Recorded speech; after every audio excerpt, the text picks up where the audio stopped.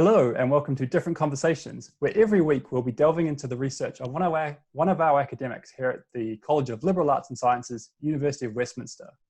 This week I have with me Dr. Mykaell Riley. Mykaell, welcome to the podcast. Hi. I'm now looking into your home, as is the new norm, I guess. As is our new COVID-19 world. I thought we do want to have this live one day. So, you know, we've got future aspirations here. Okay. And before we kick off too much, of course, don't forget to like, subscribe, usual things if you enjoy this chat, so we can keep you up to date and let you know about future episodes as they come out. Mykaell, so for people at home who don't know who you are, why don't you give us a bit of background about yourself and tell us about you and your role at Westminster? Okay, by way of background, I've not taken the traditional, I suppose, route into academia. My background is that of a practitioner, artist, music producer, composer. My first band, a very long time ago, my students tell me, is a band called Steel Pulse, Black British reggae band. We are recognized for our, I think, political stance back then. We championed the Rock Against Racism movement back in the 70s. I toured with Bob Marley.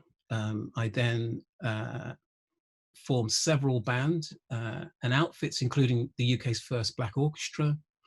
And then I focused on music production, which took me into working with a lot of chart acts.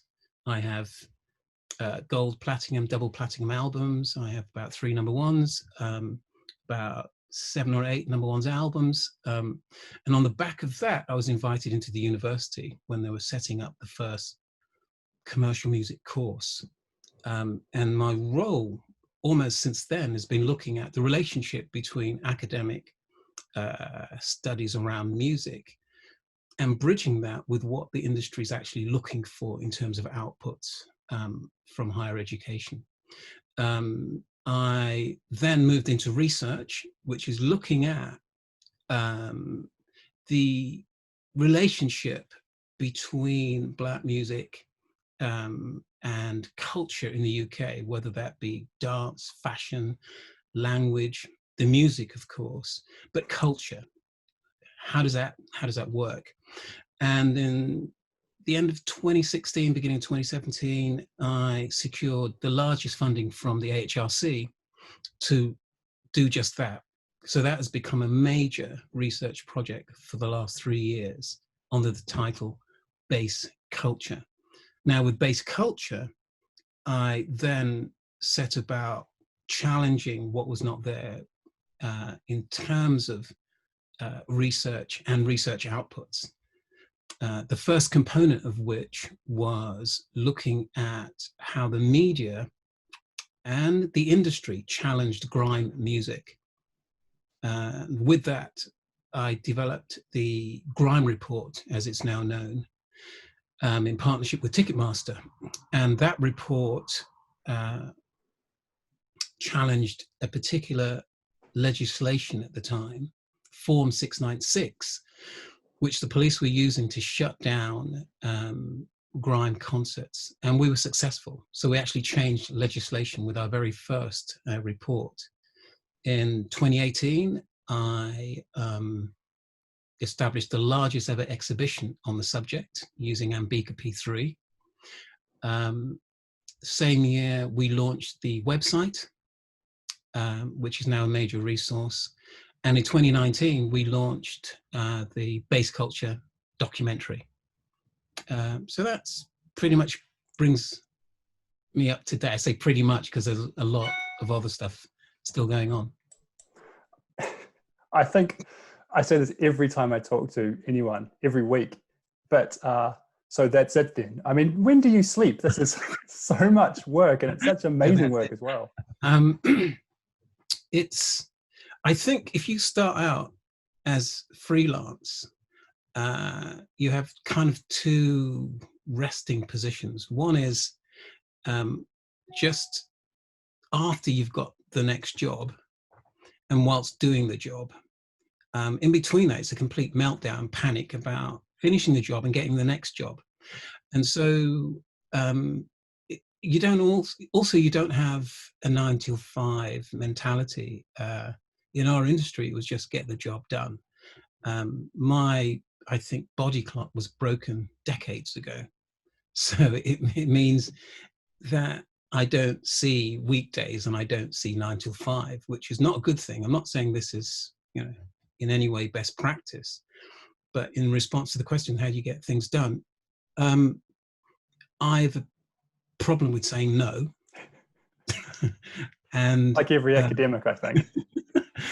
And I think I see opportunities and I feel compelled as a freelance kind of mindset to go after those opportunities. And that's it. So I'm already involved in 5 other projects apart from my academic work. It's just as long as you're keeping busy then, some spare time, hopefully. But anyway, it was about bass culture I wanted to talk to you about, I think, because I've had the pleasure of seeing some of your work on bass culture, but and we'll provide a few links out for your website and your resource on this. You produced an amazing film on this. How's that going? Yeah, films. We've actually created, I think we're approaching about 120 hours of filmed interviews. And the project was very much built around, we need to create an archive and a resource. The big story about the project is to challenge the national curriculum as to why this content is not there. And having worked with museums, so I sit on the academic panel for the Museum of London, one of the things that became clear was whenever you're asked a question, why is something not there? They would say, well, where is it? Or if something hasn't been done, well, is there a resource? So the project sought to create that resource from the outset. So I ignored all the budgets that we had. That was the first thing. Another great academic line, that one. Well, it's just money. We'll figure it out as we go. Well, this goes back to the freelance mentality. It's like, this is what we want to do. We're not going to focus on the budget restrictions. We'll find a way to do it. And I engage actually students that were interested in having a multimedia experience. It says, look, here's an opportunity to work alongside the project. We'll get you paid whatever the minimum was. But this is a live project with real opportunities to network you into the industry. So we have music students that became videographers and editors. And we had animation students involved. We had arts and fashion students involved. And we ended up with great graphics, great logos. The student that actually championed most of our video content ended up working for TV. But in terms of the interviews, that's about 120 hours of filmed interviews. I've started stripping the audio from those interviews to create a podcast. But the interviews alone have made a huge resource that we get called on from the major TV channels. The actual documentary is totally separate, where I got involved with a community film company that has set up to network, I think, individuals that couldn't afford to go to university and so forth into the industry through live projects. And we then reached out to the music community with a very blunt ask: we're not going to pay you. You will do this interview or we'll embarrass you by telling everyone that you've refused to do the interview. And it worked. We've got some stellar interviews, and those interviews curate the last 5 decades of music in the UK through practitioners. And we launched at P3, and initially we had no idea who would turn up in terms of numbers. And I asked to put out as many chairs as we had, which was about 400, I think. We ended up having 800 people turn up on the evening, which was absolutely amazing. And from then, that momentum has kept up. So we've had requests from here to Australia and back. And I've been doing talks, presentations around the project. Most recently, we were invited to Jeddah in the Red Sea. We would have been there March of this year, as because we're nominated for an award.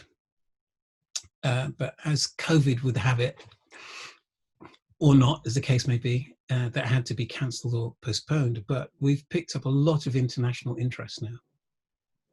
So you talk about bass culture, the documentary specifically, being about the last 5 decades of British music. But more specifically, what is it about in your words?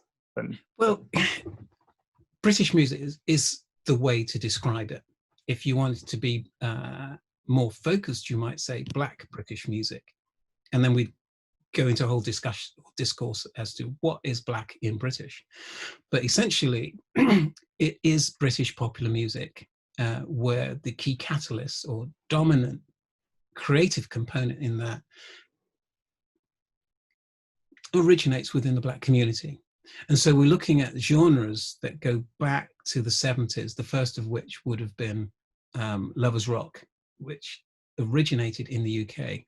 And we track that through British soul, jungle, drum and bass, two-step, trip hop, garage, all the way up to grime. And we asked the question, why is this not considered British popular music? Why is it not written up in history? Why does everyone seem to be starting again from zero, trying to establish something that's here? And why is it not recognized internationally when it's a constant contributor to popular culture, the charts, innovation, how we produce music in the studio, and so on? And that underpins what the project's about. But in terms of the documentary, that's what's at the forefront. And that in itself has picked up a lot of attention because it's actually made by the people in the film. And it talks about their lives. It talks about the absence of their lives when they look back. It's just not there. It's not in books. It's not in galleries. And that resonates very much with my history as a musician and an artist, where we, as a band, this is Steel Pulse, championed a relationship between punks and reggae. So we did all the early gigs. We did all the really violent gigs, actually, thinking back. It was the norm to participate in a ruck, it was called, halfway through your set, when the audience would just mount the stage and proceed to beat the shit out of you. But that was all part of a live performance. And as recently as maybe 2 or 3 years ago, 40 years of punk was celebrated. I think that's the date. Major galleries, museums, artworks, no mention of reggae. And so that underpins what the project is about in terms of why is this the case? I think it's exactly that kind of point I was going to jump on and ask you more about, because I grew up listening to punk and ska in a very white community, in a very white part of the world. And what I recognized, the music I listened to, was white and American, not Black and British. And it's, where did we lose that? You know, why is it that the history of this is is so white? Is it just because it isn't recorded, or? Well, no, it's much more, I think, complex and nuanced than that. If you say New Zealand, Yeah, one of the sure. popular formats in New Zealand would be reggae. Mm-hmm. And within the Maori community, most definitely, they've embraced reggae. And that was on the back of I think a tour with Bob Marley in 1981. Yeah, I think so. And since then, that has become part of the cultural creative output. And in a conference I did, I think last year in Canberra, Australia, we had Maori individuals turn up to that conference alongside Aborigine reggae musicians who identified with the fact that their musical contribution, in this case reggae, was not embraced locally. It was not embraced in the press. It was not written up about. It was not in academia. And it paralleled very much the narrative that is here in the UK. And if we look at that period, we will see that bands like, these are two-tone British reggae ska band or crossover, however you want to describe them, like the Specials, the Beat, the Madness, or Madness, were written up as pop acts. Even at one point, bands from the early 80s, like the Police, was referred to, initially it was pop reggae, then it was rock reggae, then it was just rock. So for an international audience, and even Boy George was initially marketed as kind of alternative pop, which means if you lose a key reference point in the music, in the marketing and promotion of that music, you have to be a bit of an anorak to then go search out how this music was created, who was initially involved, what is the real history of that, you know, and the average pop person is not going to do that. That should really be done through, I think, the media, through journalism, through academia and research, but it hasn't happened. Hence the project-based culture.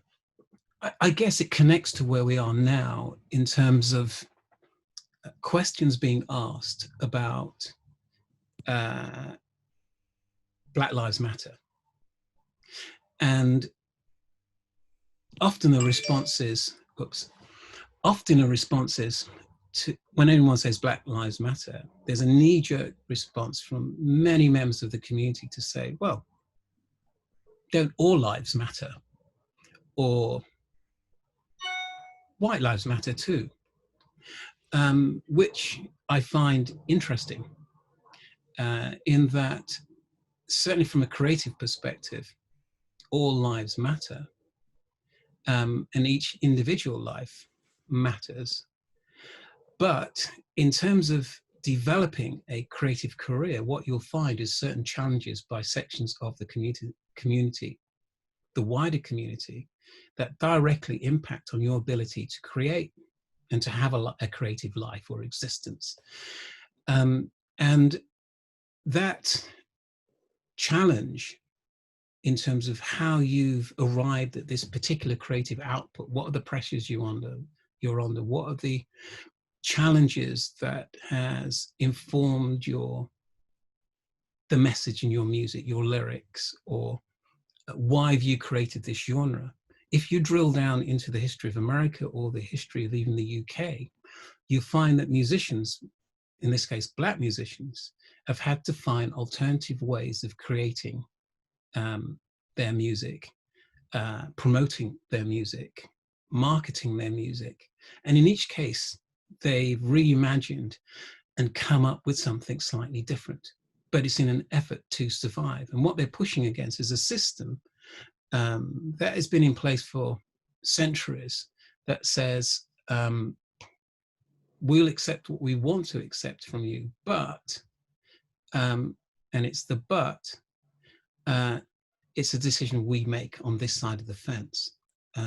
If you create something that's really interesting, we will take that, but we're not necessarily going to support you on an equal footing. And just to give you an example, I used to work in the press office of marketing in major labels. I won't mention them. But if for each artist that was signed and taken seriously, you had, I think, two platforms. One was, can we move you from local to national? Can we make you from being interesting to the local audience? Can we create a national platform? And then, quite separately, can we create an international platform for you? So 3 stages. If you're a black act, the first consideration was just local. Can we make this bigger locally? It could be Birmingham, it could be London, it could be Edinburgh. And then can we make you national? It was a whole different consideration and a budget to make you international that was different from white artists. And as the press officer said to me at the time, he says, we have to translate what is culturally acceptable in the UK to Europe even. There are places where there'd be no point promoting your tour, or you wouldn't get TV interviews, or you wouldn't get a lot of press coverage. And I'd say, what do you mean? He says, well, you're black. And there's a different reception. They'll accept the music, but in terms of physically being there, the opportunities differ. And this was just a press officer being blunt about the challenges in his job. So most artists would not even be aware of that. But they had to, because they were in charge of promotion. So once it's explained to you in quite cold terms, there are different challenges for you as a creative. You can be crushed by it, or you can decide to challenge it. And that has been kind of my position, to challenge it. So in each band that I've created or being involved in, that has been the challenge. In the 90s, I created the first black orchestra. I was reading up about this. It was fascinating. Is this the Reggae Philharmonic Orchestra? It's the Reggae Philharmonic Orchestra, which was deliberately, it was deliberately titled like that. Yeah, it was deliberately given that title to challenge the Royal Philharmonic Orchestra. Because if you abbreviate each title, it results in RPO. Mm-hmm. And so it has a checkered history, the Reggae Philharmonic Orchestra, but anecdotally, I was working for London Weekend Television, because I also work for television. I used to be the music researcher. Just in your spare time, right? Well, no, these At are the jobs. time, I know. This was strategically targeted so that if I could get the job, I would understand how to market to TV. And I managed to get the job. So I was the researcher, which meant I was sourcing pop, rock, whatever bands for TV. But it also allowed me, afforded me a platform to launch whatever act I could dream up. And there was one week where I hadn't found an act, and you had to report to the producer, what have you got coming up? And I went, oh, I've got a black orchestra. And he went, you're kidding. It doesn't exist. And I thought, I know, but I can't say that. And I spent a week, weeks rather, lying about how busy they were, and I couldn't get hold of them whilst I formed this orchestra, which was initially a large section of about eight, 9 individuals. And we performed on a program called Club Mix. This was early 90s, pre-texting and whatever. And we got sackfuls of mail saying they'd love to see him again. But the point here is I had to go to all the conservatoires and ask if they had any black string players. And at one point, I thought I had a full complement of maybe 89 players or whatever, only to discover they were all referring to the same 10 to 14 people. Yeah. And I can remember going to one conservatoire that said, are you serious about forming this orchestra, in that kind of tone? And I went, yes. And he said, well, that's a bit like climbing a mountain with one leg. and one arm tied behind your back. Good luck. And kind of wished me on my way. But suffice to say, the orchestra was formed. I eventually got it sponsored by Prince Charles and Prince's Trust. Mm-hmm. And we toured the world for really highbrow parties and balls. And it was hilarious because the marketing always said the Reggae Philharmonic Orchestra, but the RPO was in large letters. And so the faces of some of the guests, the very, very well-heeled guests, as they arrived in the ballroom and they saw us, was a picture. I like it. Big fan. Well, just sticking with that for a moment, on one occasion, I got a letter from the Royal Philharmonic Orchestra, the manager thereof, who said, "Dear Mykaell, we'd like to applaud you on your success, blah, blah, blah, blah, blah, blah. However, can you desist from abbreviating your name to RPO, as it confuses our respective audiences?" And I looked at that and thought, nah.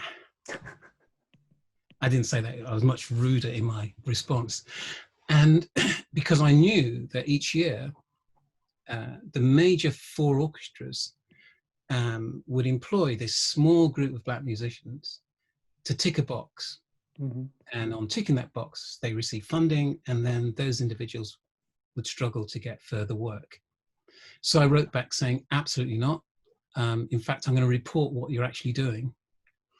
And 2 weeks later, we were offered a tour, RPO of Europe, which was, again, completely hilarious. There are certain parts of Europe, and especially Germany, where we did concerts, where the audience arrived not just in time, very early, and we're still sound checking. And they'd walk very well heeled into the concert hall, and they'd look at us, they'd look at themselves, they'd look at us, they looked at themselves again, and just walked out whilst we were, rehearsing. Yeah. So yeah, anyway, I go off track. That underpins very much the work that I'm doing. So I'm going to draw you back to a point you touched on earlier when you talk about responding to culture and the society around you. At the moment, I think we have to talk about COVID-19. We have to talk about the society we find ourselves in at the moment. How's that going to influence, you think? Do you think this is going to be something that impacts upon creatives like yourself? I say this as a non-creative person, the boring scientist that I am at times. Well, how do you think this is going to roll out, if you will? It's already impacting. I mean, if truth be told, even before it was announced, it had been impacting. First, it's in terms of opportunities, and opportunities start even with the opportunity to have access to certain equipment, to have access to certain spaces where you can create. So there's so many community hubs which have been set up for creatives, which are low cost, that they were talking about what would happen if this place closed. So this is January, February period, where people have been planning projects the last quarter of last year. So last quarter of 2019, all these projects were going to be launched in the first quarter of 2020. So people are finishing off, polishing projects that have been developed effectively over 6 months.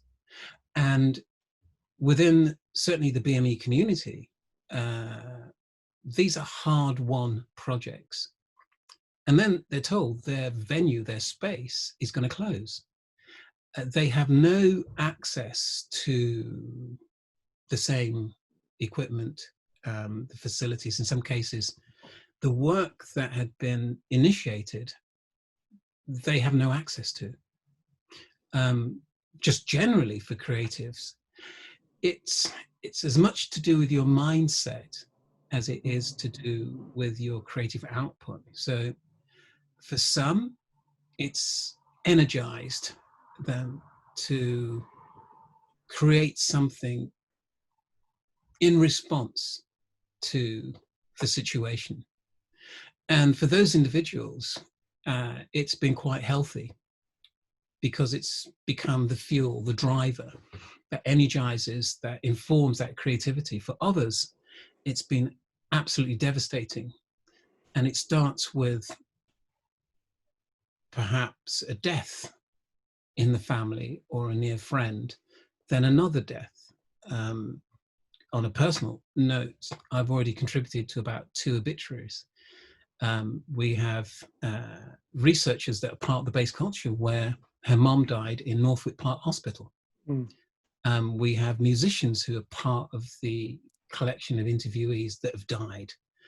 I'm working with Brent Council, and we have any number of individuals that are part of projects that would have been delivered this year that have died.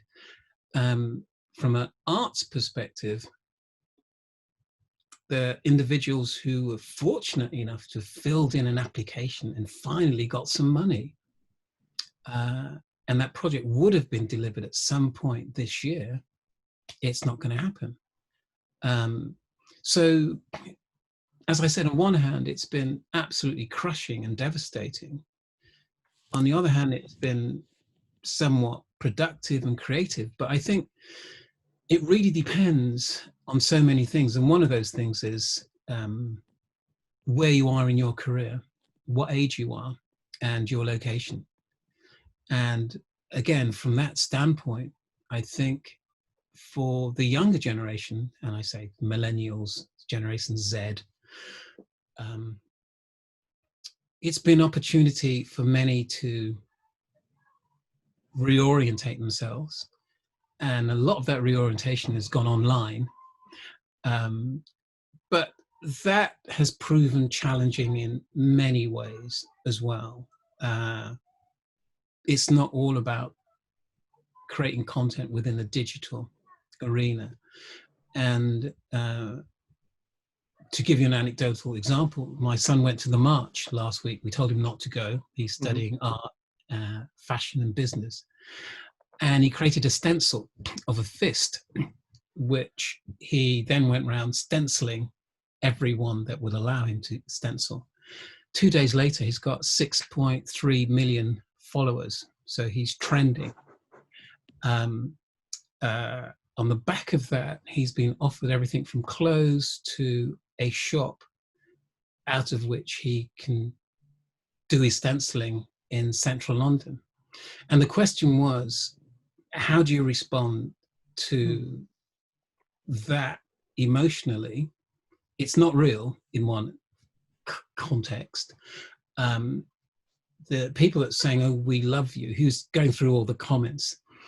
And it was a case of saying, actually, you need to really think about what has happened here and contextualize it. You can try and be creative around that. Or you can get smothered by it and want more of that, and you start chasing that, and that becomes a challenge in itself. He's just gone off to the march today, armed with more stencils, more spray cans and what have you. But this time he has a business sponsor that's come out of it in the last few days. And so, you know, that will go into his university project. But he has mates who, same college, didn't have that opportunity, who are now a bit angry with him, a bit envious, understandably. And I guess what I'm saying here is a completely different emotional response to that. So they're depressed about it. It's all right for you now because you've got stuff to send back to uni, blah, blah, blah. We can't compete. But that moment, you couldn't make it up. Yeah, I know what you mean. And I take your point about fuel for creativity versus a crushing potential for this environment to just destroy your will to live at the moment. Because these are unusual, stressful times, aren't they? These are tough. It is, and I think the other tough component is trying to envisage your future. And this is not thinking years down the line. This is 3 months, 6 months. So on a student front, I'm talking to students in Korea via Zoom. So we have to work out the hours and whatever and so on. But we're trying to plan research that previously involved going up to people and talking to them.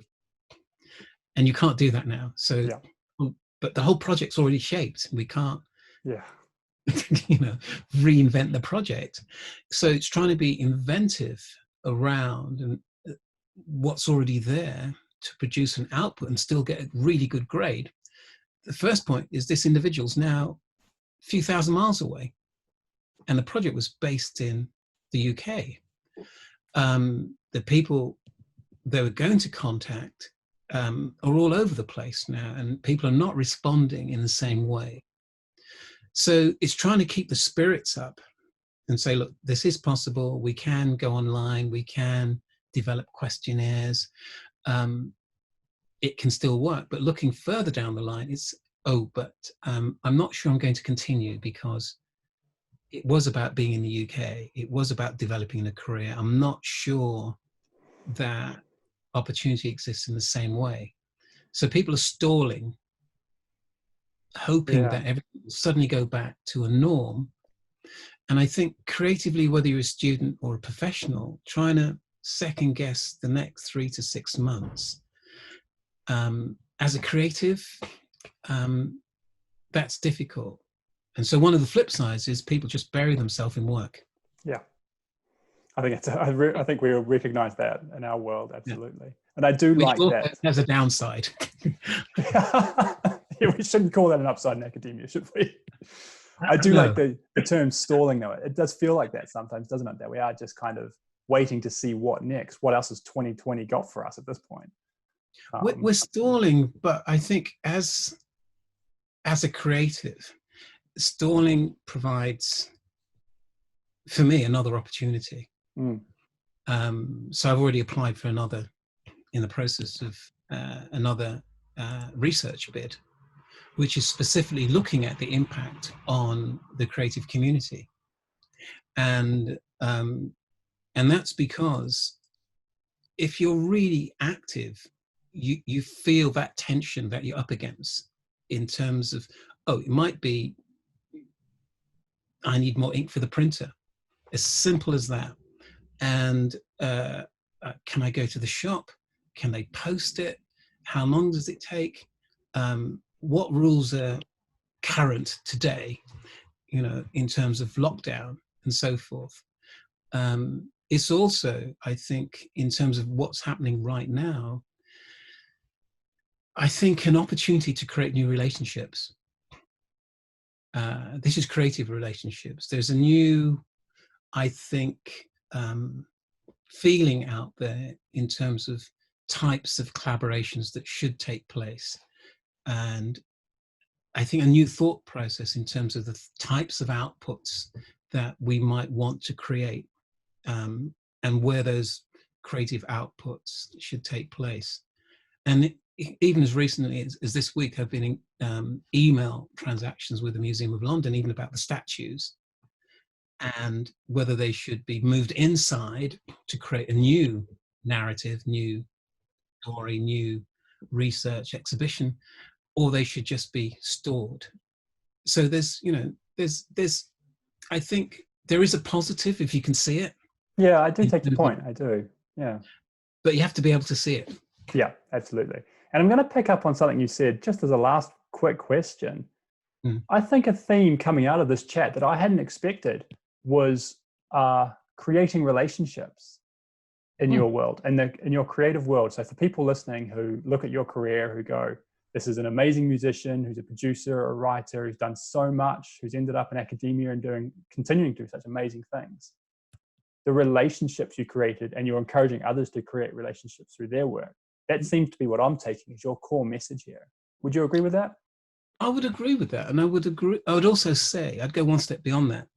Don't be intimidated by the job title in terms of reaching out or reaching up, depending how you want to look at it, in terms of creating those relationships. I, 3 weeks ago, decided I'm going to start a new research project looking at the impact of COVID-19 on the BME creative sector. And I sent it to government. I've tracked down LinkedIn, any connections that I thought would be useful that could deliver this. I sent one paragraph. And this week I've been invited by the Minister for State of Creative and Digital for a meeting next Thursday. Hopefully 2 meters apart, of course. It's going to be a Zoom. Okay, of course, even more likely, obviously. But it's part of a roundtable discussion. And the point I'm making here is that that wasn't an expectation. That great, it is. But I've also received in the same time slot really positive responses from senior academics from Oxford to Edinburgh. So, you know, I think the thing here is think about what you want to do. Think about those that could make it happen, and reach out. Where can people find out more about you, about bass culture, on social media or online perhaps? Where can we push people to read more about this? I would suggest a good starting point would be the website, which is Bass Culture Research. Type my name in with my very odd spelling, which is Mykaell, Mykaell, which is deliberate. That's not my birth name. This is seizing the opportunity. You can find me on that. And then we have, it's everything's Bass Culture Research, Twitter, Instagram, YouTube channel, and most recently, our podcast. Fantastic. And that podcast is called Bass Culture Research, is that correct? Absolutely. Find it on all major platforms? Absolutely. Brilliant. Thank you so much, Mykaell. It's been a pleasure chatting with you, and it's been great to have you with us today. Yeah, so thanks, Brad. Don't forget to like and subscribe to keep up with this and our episodes weekly. This has been Different Conversations, and this week we've had Dr. Mykaell Riley with us. Thanks so much.